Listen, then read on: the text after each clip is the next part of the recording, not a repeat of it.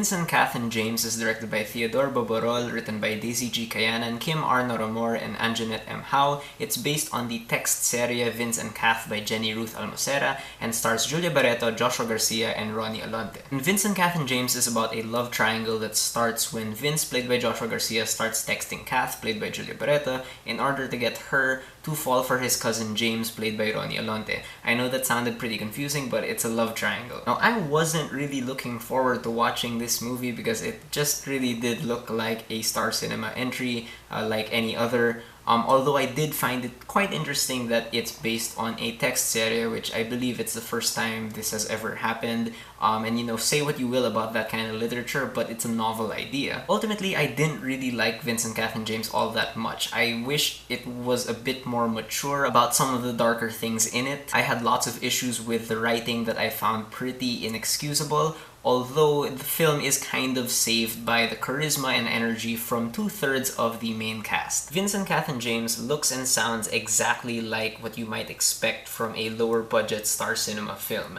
You know, there are lots of locations in this movie that unfortunately don't carry a whole lot of personality. Although there are no drone shots, if I can recall correctly, in this movie, which is great. There's competent sound mixing in the movie, although there's some really obvious dubbing as well. But ultimately, I guess I just was really disappointed in how the film's visual style just didn't lend anything interesting to look at, you know. And I believe that you don't need a huge budget to make something visually interesting. Just lots of creativity when it comes to externalizing the characters' personalities through clever production design or music choices, but this movie doesn't really do that. And so because this movie isn't very interesting to behold, I found myself kind of bored for most of it, unfortunately. It feels much longer than I think it should have been, mostly because the opening and the ending are pretty long and extended in my opinion, when I feel like they should have spent more time on the actual text-based relationship, because that was ultimately my biggest issue with the film.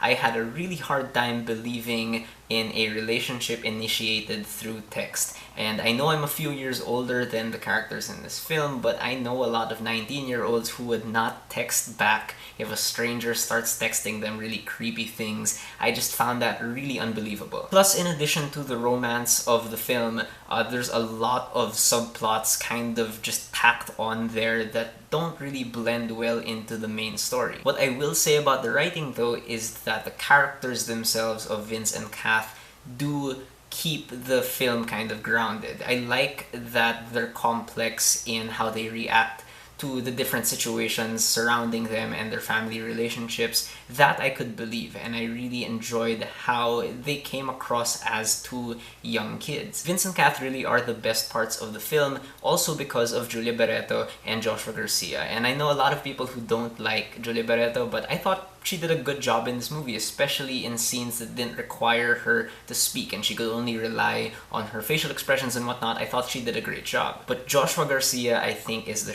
real star of the show here. I think that if he plays his cards right, he'll become a star. Like, I feel like he could be the next John Lloyd Cruz, because not just wasn't the only one saying this. Like, I heard people in my row saying this as well, but he looks a lot like John Lloyd Cruz in some scenes, and he's really good at playing this sort of character who on the outside is really happy and stuff, but he harbors a lot of sad feelings and angst and guilt within him. Ronnie Alonte is in this movie as well, in addition to his performance in Seclusion. I think he's a little bit better in this movie just because he gets to show off a bit more range, but he's still pretty flat. I don't know, I just am not impressed by him. And as a director, Theodore Boborol does a great job at milking really fun scenes. You know, this movie is at its best when it's having fun and it's lighthearted, especially this great scene where two characters are watching Got to Believe.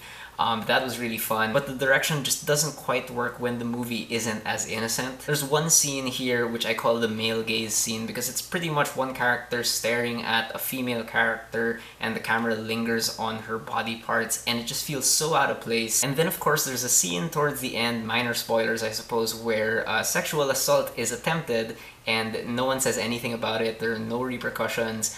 It's just kind of forgiven immediately, and I find that to be a huge red flag, and I just could not understand why they just glazed over it. So all in all, I found Vincent, Kath James to be not a very good movie. It works best as a vehicle for Julia Barreto and Joshua Garcia, but it just doesn't quite work as a romantic comedy, especially in a genre that's this overcrowded. Alright, so those are my thoughts on Vincent, Kath James. If you guys have seen it, please tell me what you thought about it, and please keep on supporting the this year's Metro Manila Film Festival, and if you have anything to say, please leave me a comment and let's have a conversation.